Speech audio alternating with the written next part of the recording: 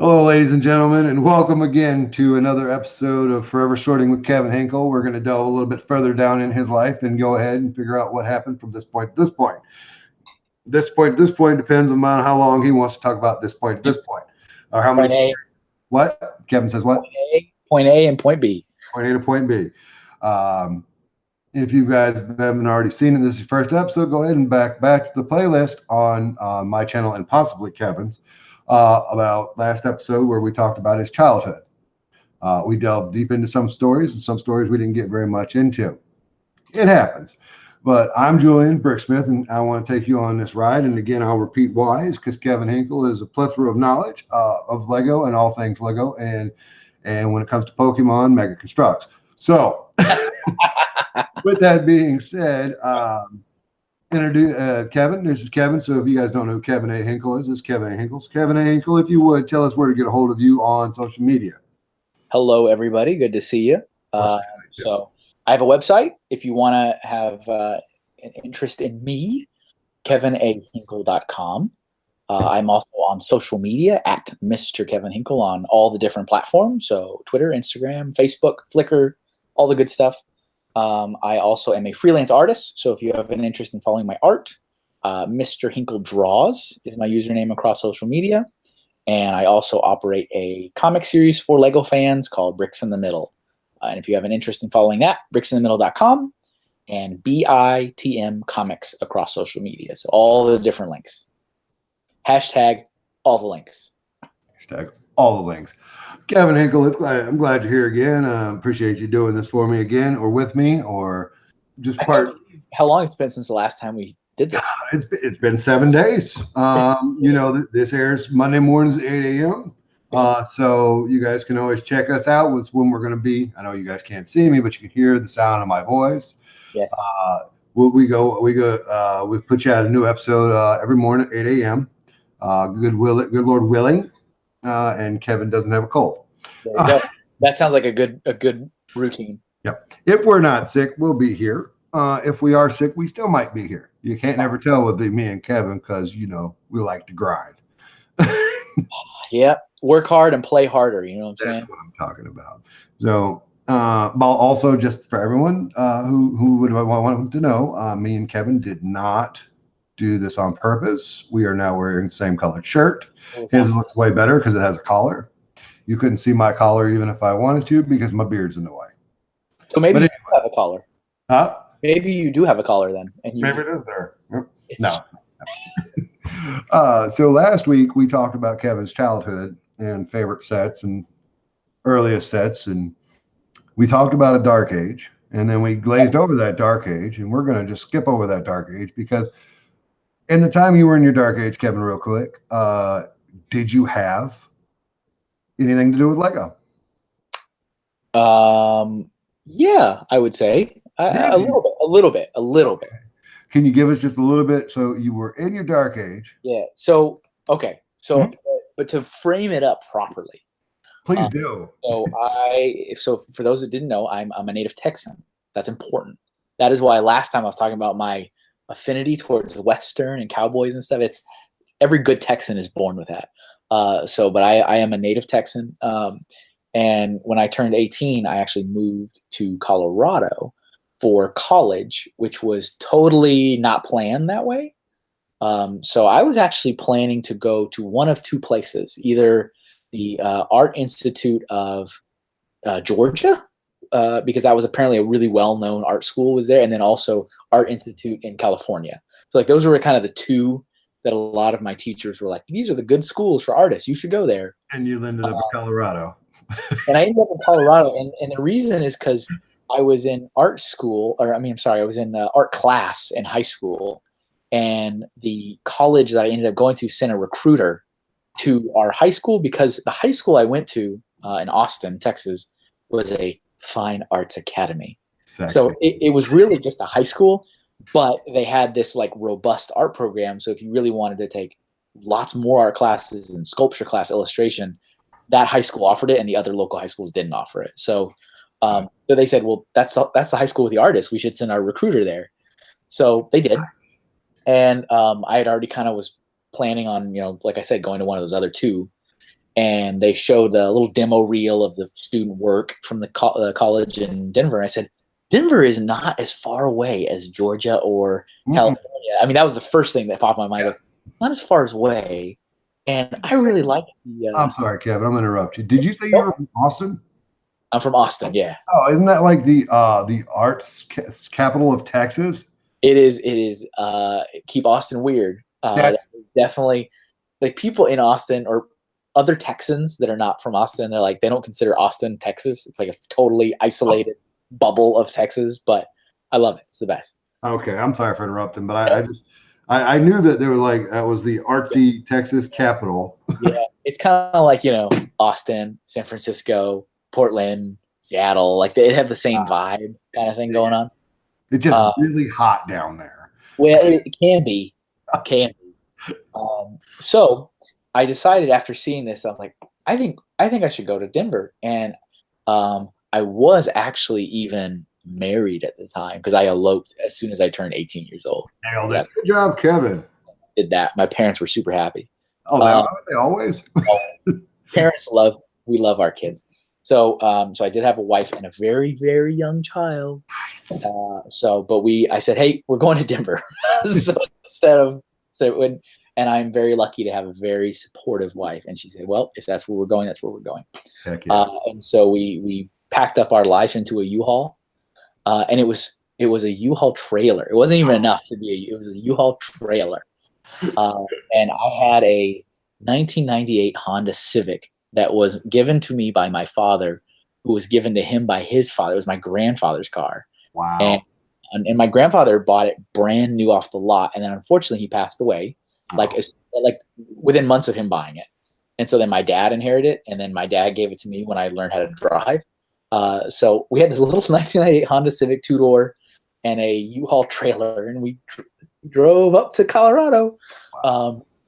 So we were there for college, and I want to interrupt you real quick, Kevin. For you guys that don't realize what makes Kevin great, it's things of that nature right there that when you talk to him, you're like, there's something special about this guy, and I can't put my finger on it.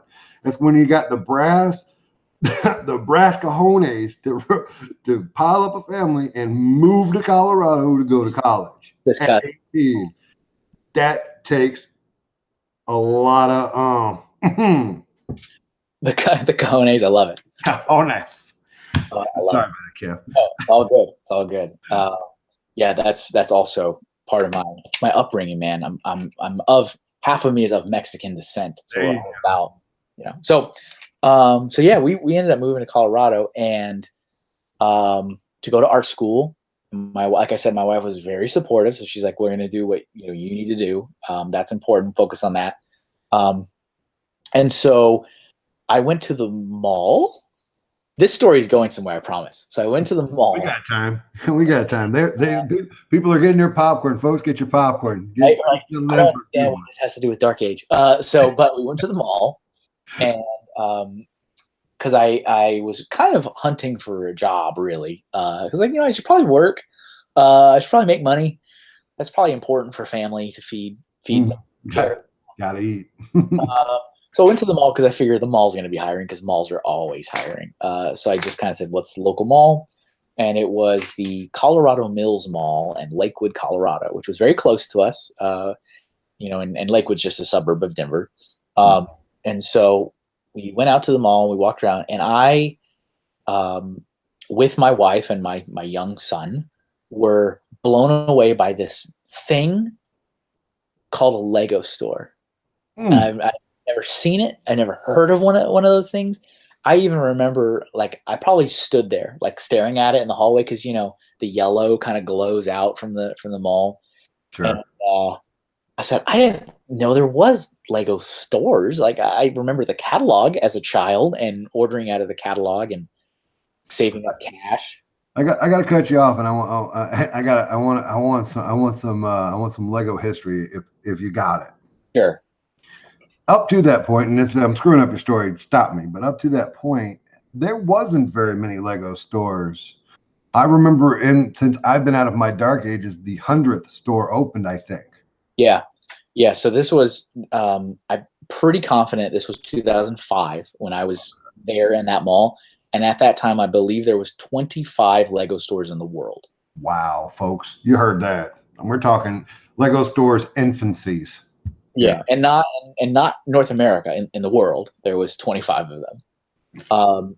And I remember that number because they had a little half sheet of like cardstock that were just for you could take in the front near the registers, and it had on the back a list of all the stores and their names and their numbers, and it even had some that were like Germany. And I was like, I don't understand why I need to have the number to the okay, whatever.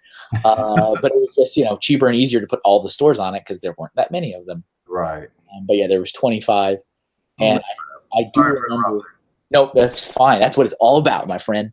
And I remember also like maybe one of them or two of them having like a line crossed through them on the list, like they had their store name and number, but it was like someone took a pin and don't have them anymore. yeah, and there's a reason. So we went there, and I was like, this is so cool. And I mean, I had got all these memories flooded in, and I'm pretty confident I took a catalog home. I don't blame you. But they weren't hiring. That's the thing. The store wasn't hiring. Of course, they weren't hiring. I was like, well, that sucks. So you went down to Orange Julius and got a job there. Oh, Orange Julius, man. Orange Julius. There was an Orange Julius in that mall, and that was all right. Later story. All right, man. I'm just throwing names out there. Go ahead. Whose line is it anyway? You just say a word. I'm like, I got a story for that word. So I took the catalog home, and I did end up getting a job working at a shoe store. I was like the Al Bundy. So it was a place called Off-Broadway Shoe Warehouse, which apparently is the #1 competitor to DSW Shoe Warehouse. I don't know, but I've never heard of either one of them. So DSW. I wasn't. Yeah, that's the big shoe. Like, yeah, my wife has a loyalty card there and goes there all the time. It's a thing. It's a pretty well-known shoe chain. Just not. I guess. So they were hiring, of course, because it's like fine. So I applied and I got a job there, and that was, it was all right. It was a job. Kevin Hinkle shoe pimp. I don't like the sound of that. But back to the question of Dark Age, like, did I ever engage with it in my dark age? I've definitely considered that time of my life in my dark age. Sure. I've given it all away. Like I said last time we spoke, I gave that away to my younger siblings, my bin of pieces. Mm-hmm. And I was trying to find a job, but Lego store wasn't hiring. It was a cool place, and I took a catalog home. And my son, he was 4, I think. And I remember I said, "Oh, I used to love playing with these toys when I was a kid. I should buy one for my son." Absolutely. I went down that same slippy slope. Right. That's how it goes. Yep. And I don't know why I didn't buy it right then and there in the store. But I took the catalog home, and so I was looking through the catalog, and I mean, he's 4. I shouldn't have done it because he wasn't young or old enough yet. But I bought him a city police station. Sure. Age 5 and up. Mm-hmm. I said, you know what, this will be cool. We can do it together. We're gonna relive memories. And I remember it showed up, and as I alluded to, it wasn't a wise decision. He was very frustrated because he couldn't build it. He's 4. Right. He can't build it. He was getting so mad, and I would build it for him, and then he would destroy it, and he immediately demanded it be reassembled, and then he destroyed it, and then wanted it back. I'm like, okay, this was maybe not a great idea. But he did like it. I mean, he liked the concept of Lego, but it was too frustrating to build that set. Do you remember the number of that set? I don't remember the number, but I remember it had the helicopter pad that would go to the side. So like it had these like girder pieces on the side of the building, and it would, for some reason, it would tilt, and the helicopter would be over there. It's like the only police station I remember that had that weird. Oh, okay. So for you guys that are watching at home, go ahead and put down in the description what you think that set is. And help me and Kevin out, because Kevin's memory is not as good as I thought it was. Yeah. Hey, the instructions are somewhere in a bin. I just, but nice. It's a weird play feature to that police station. That is odd. I thought I knew all of them. I've never even seen that. Yeah, the helicopter pad motorized itself to the. No, I don't understand it. But so that it was just that one set. That's it. We didn't get others, but that was like me dabbling back into Lego, and I'm still in Dark Age. Like I'm in the Dark Age. I haven't, and so we didn't keep the box, but we kept the instructions. It's like, well, you need to always keep your instruction. I was starting these lessons. Starting early.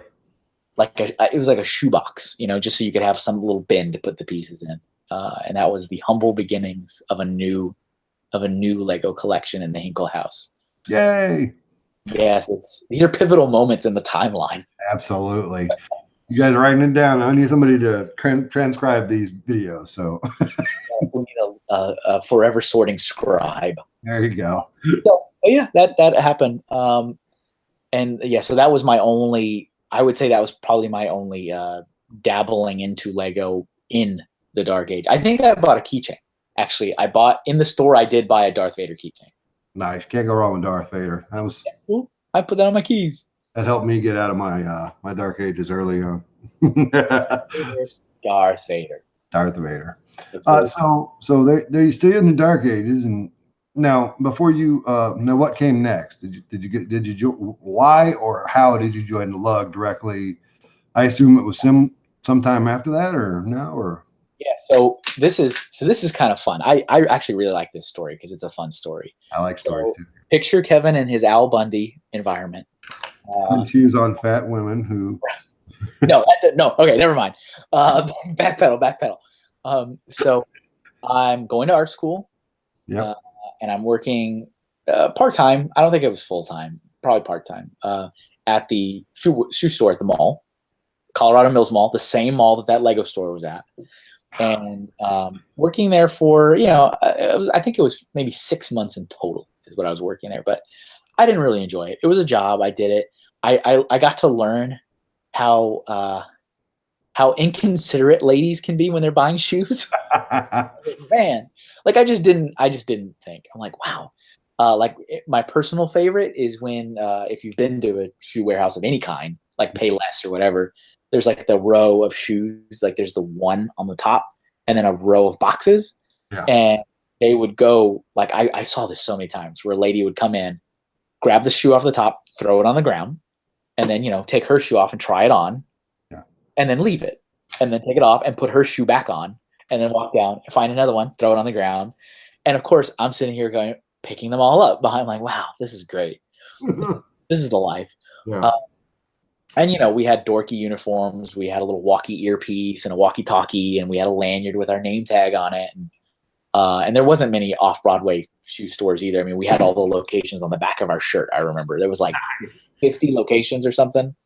But they were all over the U.S., so there was but I was working there, and, of course, you chit-chat with your colleagues, and they're like, oh, what do you do? I'm like, I'm an artist. I'm going to art school. How did you end up working here? And I'm like, well, I came and visited the mall. There was a hiring family. I'd say, well, bills to pay. And I always told them the same story when I was getting to know my coworkers. I said, well, I came to the mall. There was no hiring sign in the Lego store or the GameStop. So I guess I ended up working here. Like it was routine to say that. Yeah. Well, there was no hiring sign in the Lego store or the GameStop because I'm a gamer too. So I was like, I kind of want to work at GameStop. Seemed kind of cool. What? But of course, neither were hiring. So of course not. So one day, when one of the assistant managers of that store, I think there was 3, I got to know them all pretty well, and they were happy with my work performance, and I was a good employee. Yeah, you're Kevin A. Hinkle, of course. Right. So I've noticed that you put also, ladies and gentlemen, he puts his all in everything that he does. He doesn't have anything. No, what's the point, right? Why, if you're gonna do it, do it right. Do it right. Oh, and interesting fact. The reason why I online and stuff, I'll emphasize my middle initial is because my son is also Kevin Hinkle. So he has the same first name and the same last name. He has a different middle name though. Nice. So he's Kevin in Hinkle and I'm Kevin A. Hinkle. So excellent. It's good to know. And also don't get him confused with the what do we call it? What is he? Happyologist. There's a happyologist. Yeah. He's that fellow with the long beard and that's not me. That's neither one of them. I try to no, all right, never mind. Yeah, and it's funny because it never used to be like a big deal with me and my son, being the same names because we're years apart, and adult life, child life. But now that he's I mean, he's 17 years old now, and he has a job. He's getting his bank account in a couple of days. Now it actually is really confusing that we have the same name on a lot of stuff. It's that's why we have to always put our middle initials on everything, because otherwise I get like calls about like his prescription. I'm like, no, that's not me, or like it's weird, but that's a thing. I'm gonna cut you. I got a story. Here's a fun story, and I'm ready.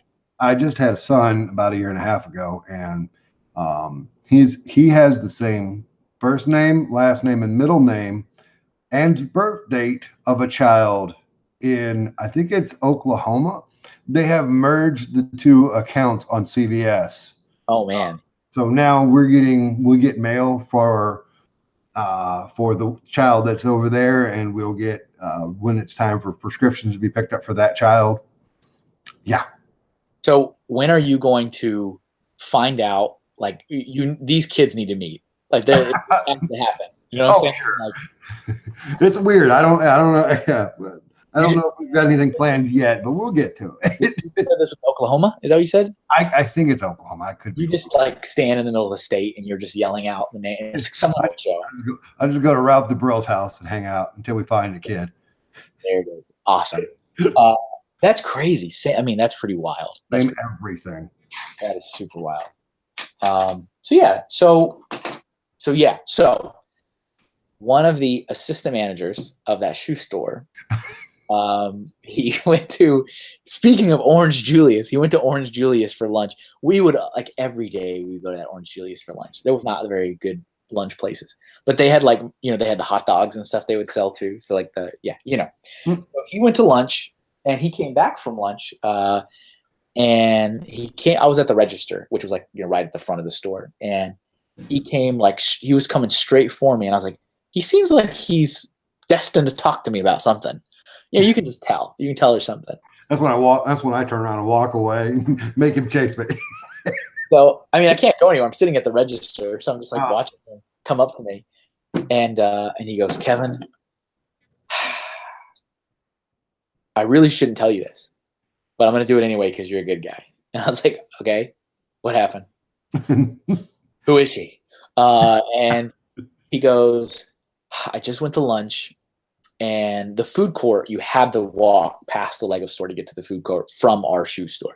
Oh. Okay. And he goes, I just went to lunch, and the Lego store, I just watched them put a now hiring sign. No. And I was like, I was trying to, I was being funny. And I was like, oh, I quit. And he's like, don't say it. See, this is why I wasn't going to even tell you. And I was like, well, I have to at least go ask them. Like, I have to. And, because I had told everyone so many times, like, oh, how did you start working here? Well, the Lego store wasn't hiring. I mean, that's just what I would say. Oh. And so that day on my lunch break, in full uniform, walkie-talkie, lanyard, the whole outfit, went straight to the Lego store and walked in. I go, oh, I see you guys are hiring. There was nobody in that store. I mean, that store was dead. Nobody was in that store. So there was the one lady at the register, and the store was totally empty. And she goes, oh, yeah, we're hiring. You want an application? And I was like, yes, please. The application was a half sheet of paper. No. That was the application. It was I think it was a quarter sheet. Wow. It was like small, and on the front it just had a bunch of yellow bricks and stuff, and it said like Lego or jobs.lego.com, careers or something like that. And on the back it had like, what's your availability? That was like the big section on the bottom. It was like, mark the days of the week and what times you can work, and then your name, your phone number. I mean, like basic information, nothing else. But that was a real application, and I filled it in. And I go, here you go. And she goes, do you have time for an interview right now? I was like, yes, I do. And so, again, I'm like fully decked out in a different brand. Like, it's kind of weird. But so I'm sitting there like, yeah. So we did the interview right then and there in the store on the sales floor because nobody was in that store.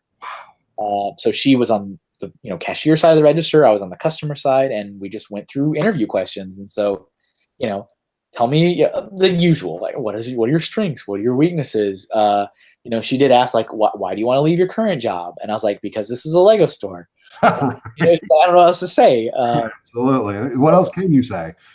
The thing that I didn't I had no clue about this until after the fact, Mm-hmm. but that the girl that was interviewing me knew who I was. I had no clue who she was. Wow. We were going to the same art school at the same time.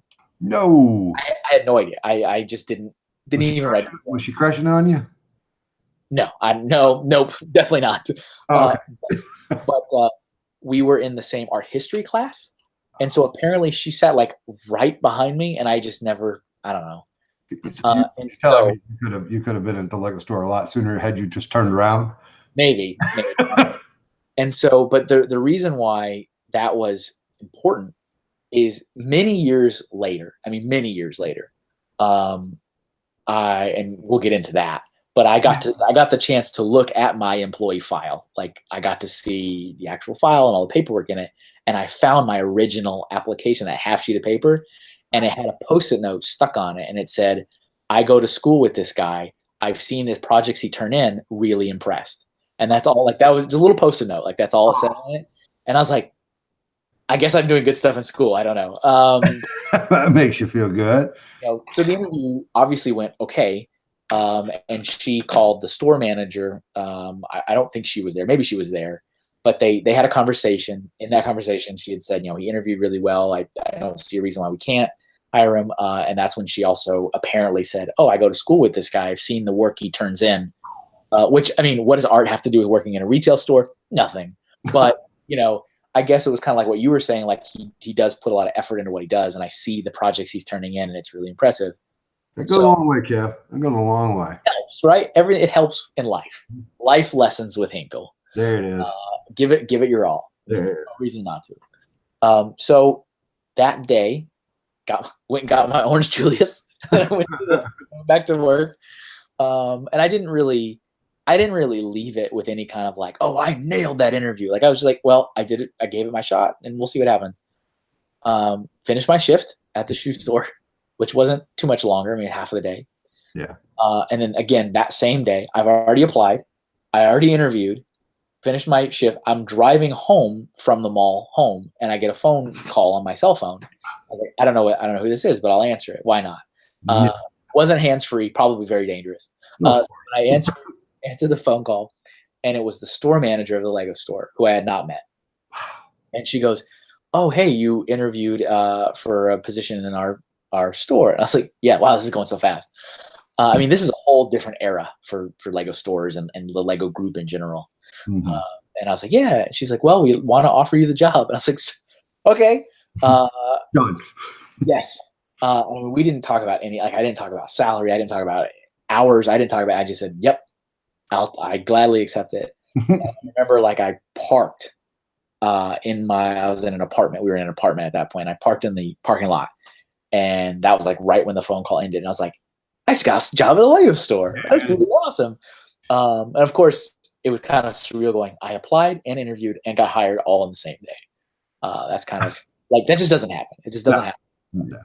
No, that is good. That's good business.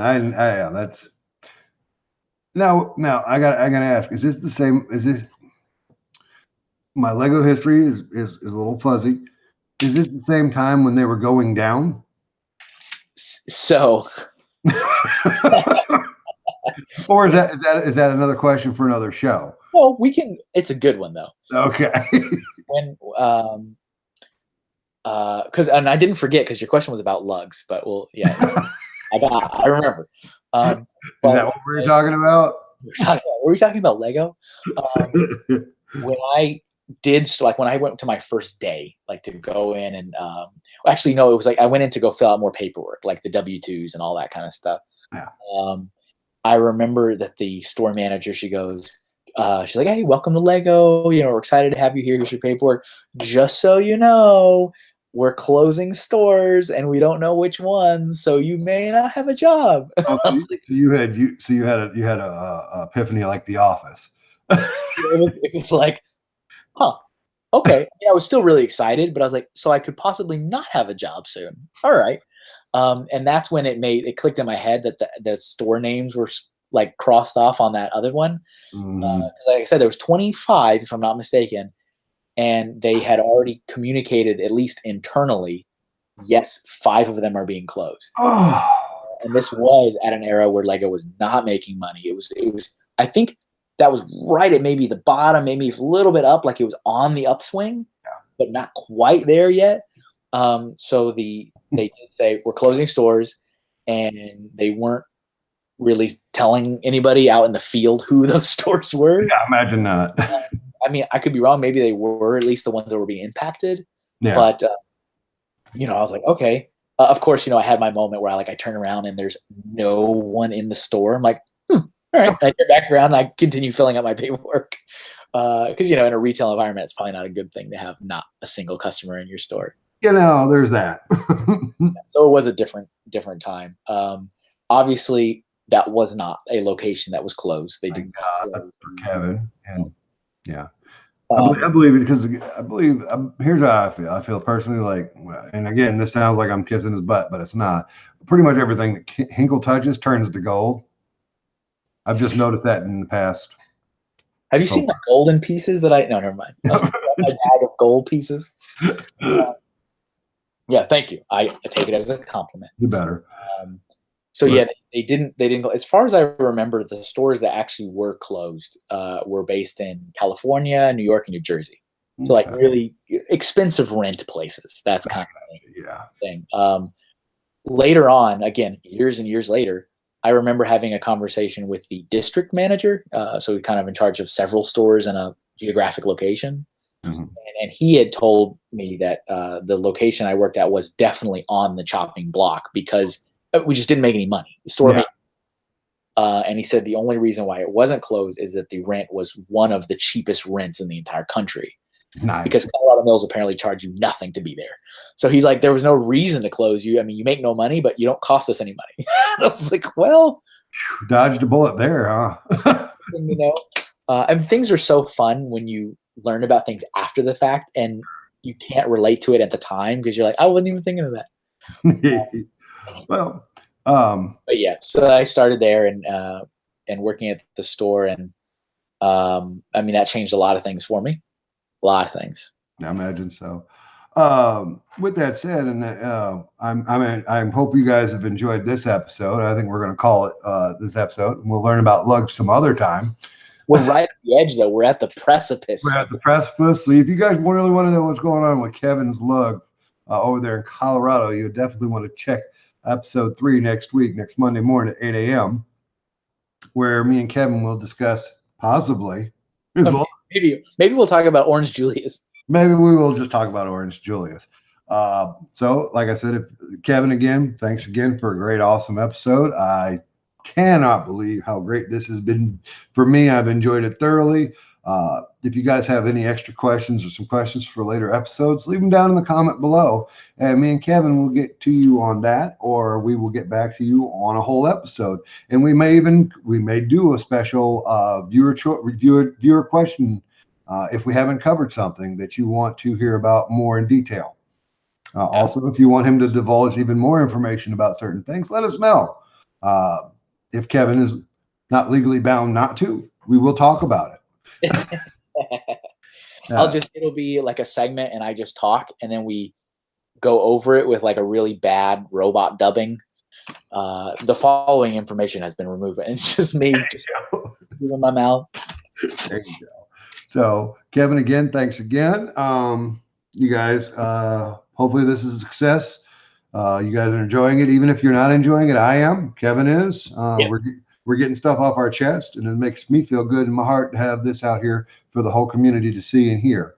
Kevin is a plethora of information that we definitely need to tap, and I'm happy that he has a little teapot. No. Anyway, short and stout.